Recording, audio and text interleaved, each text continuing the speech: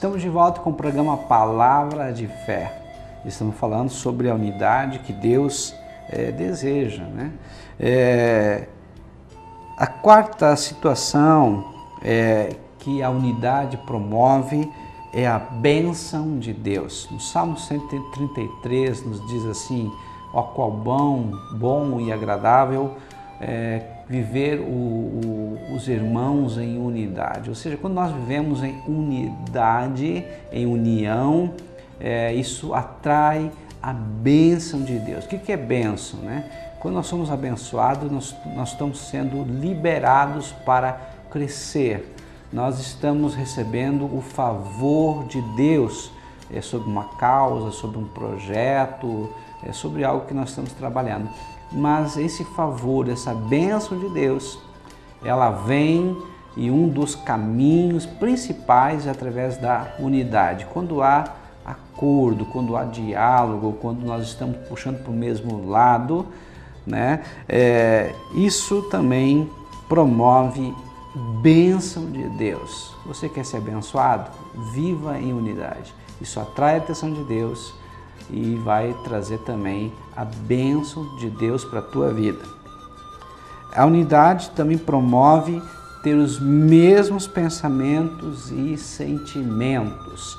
Filipenses 2:2 nos diz isso. Quando nós estamos em unidade, começamos a pensar parecidos, começamos a sentir da mesma forma.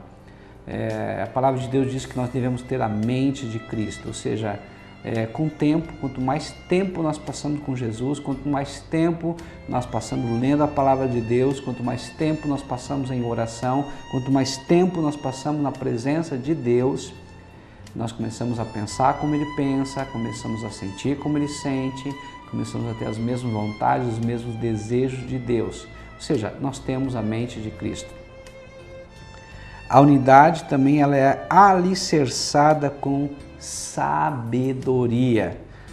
Tiago, capítulo 3, versículo 17.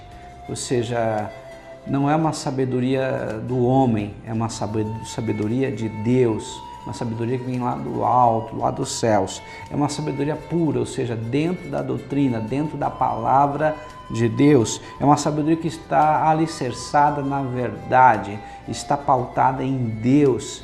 Não é o que eu acho, não é o que eu penso, mas é aquilo que está escrito. É uma sabedoria que vem com muito temor do Senhor, pois o temor do Senhor é o princípio da sabedoria. Então, você quer ser sábio, uma sabedoria que venha de Deus, né? Procure estar e andar sempre em unidade. E essa unidade, ela vai também atrair essa sabedoria que vem dos céus. A unidade também promove segurança, paz. Quem não quer hoje ter paz, né?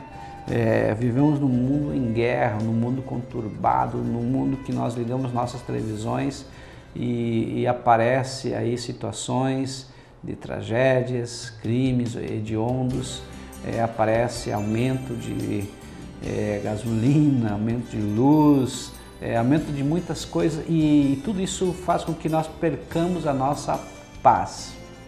Mas quando nós buscamos a Deus, estamos em unidade com Ele, isso atrai a segurança, porque o próprio Jesus diz, né, Pai, guarde-os do mal, em João capítulo 17, versículo 15, ou seja, o próprio Jesus dizendo, Pai, enquanto eu estive aqui, eu procurei guardá-los e ninguém se perdeu, exceto aquele que já estava escrito que se perderia, que era Judas Iscariotes, mas eu te peço uma coisa agora, eu estou indo para ti, proteja-os do mal, guarda-os do mal, livra-os do mal.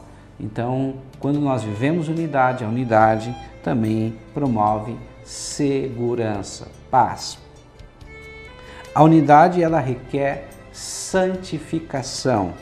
João 17:17 nos fala isso. E a Bíblia também diz que sem santificação ninguém verá a Deus, ninguém verá o Pai. O que é não se santificar? Santificar é não separar, evitar situações, pessoas, coisas que vão nos tirar da unidade com o Pai, que vão nos tirar da nossa intimidade com Deus. Mas pastor, nós vivemos num mundo conturbado, temos que trabalhar, temos que relacionar, não dá para se isolar. Com certeza, nós não podemos virar alguém que se isola num mosteiro, né? Um monge, não tem. Mas nós podemos sim, mesmo junto de pessoas talvez difíceis, pessimistas, agirmos fazendo a diferença. Ou seja, como? Sendo otimista, sendo uma pessoa cheia de fé, fazendo com que aonde nós estejamos, nós possamos ser luz, possamos ser sal, mas sempre nos separando do pecado, nos afastando do mal e da aparência do mal. A unidade também é baseado em Jesus e na sua palavra. 1 Coríntios, capítulo 1, versículo 10, nos fala isso. Ou seja, se eu quero unidade, não tem como haver uma unidade sólida se não for baseado em Jesus. Ele é a pedra de esquina, é a pedra angular e o alicerce para as melhores e maiores construções. Ou seja, Jesus e a sua palavra nos dão autoridade, nos dão firmeza para que nossas relações, nossos relacionamentos possam ter validade, possam prosseguir. Ou seja, se a minha família não estiver baseado em Jesus, eu não estou baseado na rocha, eu posso estar baseado ou fundado na areia. E a palavra de Deus diz que pode vir as chuvas, as tempestades e a minha família pode ser destruída. Se o meu empreendimento, o meu negócio é fundado apenas no meu saber, apenas na força do meu braço, por algum tempo talvez eu possa dar certo, mas com o tempo pode também ser destruído. Então, família, negócio, igreja, qualquer coisa que não seja fundamentada, alicerçada em Deus, em Jesus e na sua palavra, o alicerce é um alicerce muito frágil.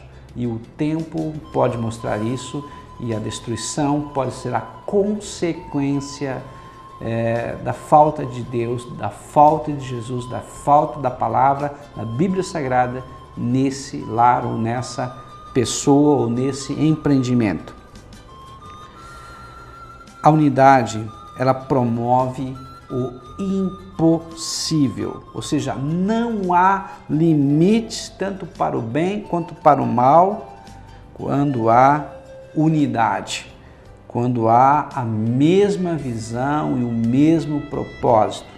Lá em Gênesis capítulo 11, versículo 1 a 6 nos fala isso. Eu quero ler com você essa passagem muito interessante que fala sobre a construção da Torre de Babel.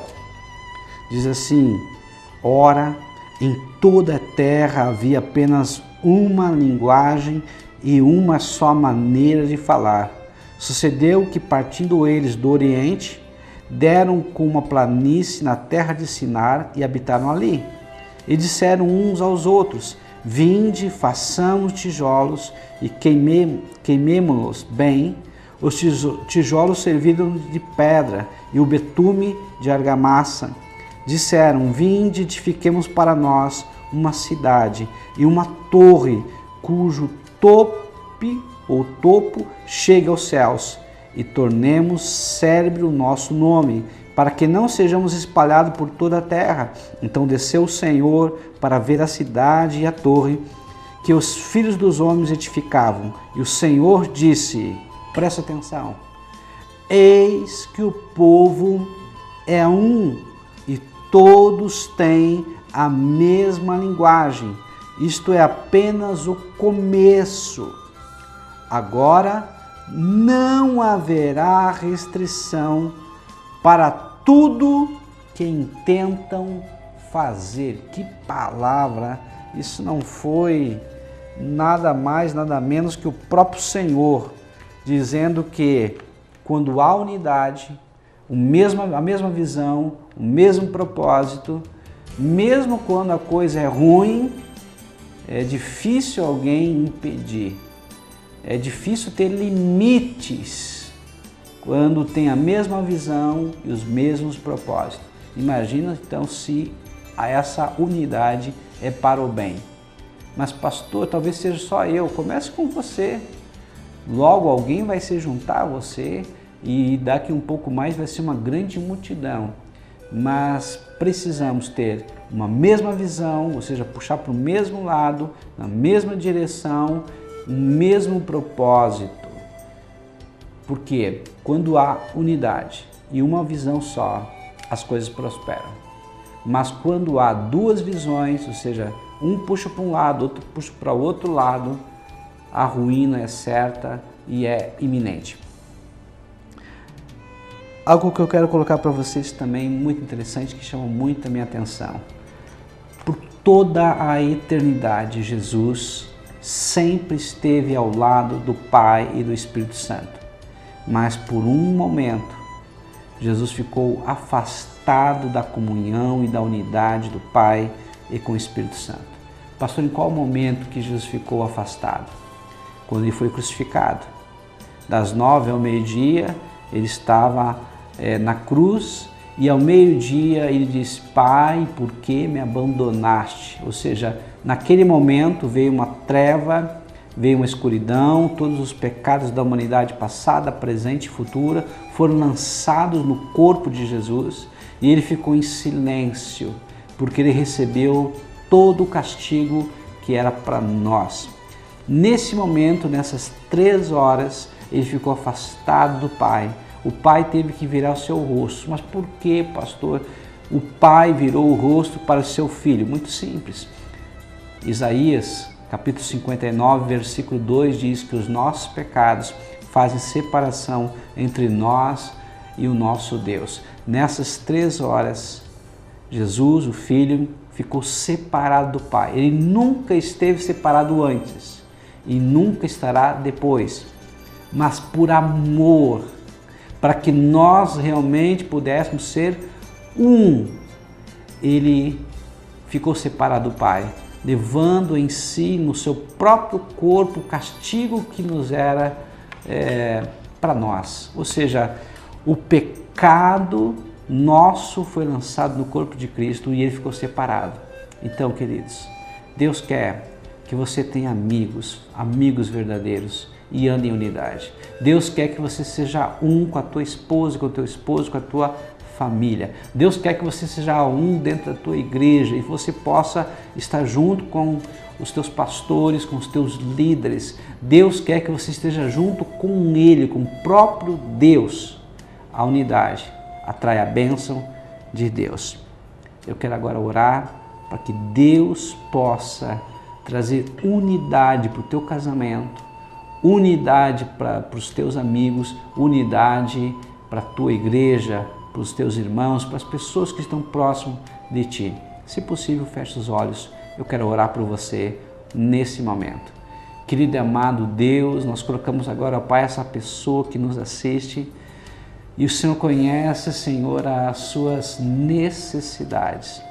E o Senhor supre todas as legítimas necessidades dessa pessoa. Talvez um dos grandes problemas, dilemas da vida dela, seja a falta de unidade. Talvez o diabo tenha colocado desunião, duas visões, divisão dentro do casamento, dentro dessa amizade, dentro dessa igreja. Senhor amado, esteja operando o teu sobrenatural nesse momento. E que essa pessoa possa enxergar seus erros, admitir as suas culpas e buscar a unidade no Senhor. Querido Espírito Santo de Deus, opera o teu sobrenatural em o nome de Jesus. Que Deus te abençoe em o nome de Jesus. Amém.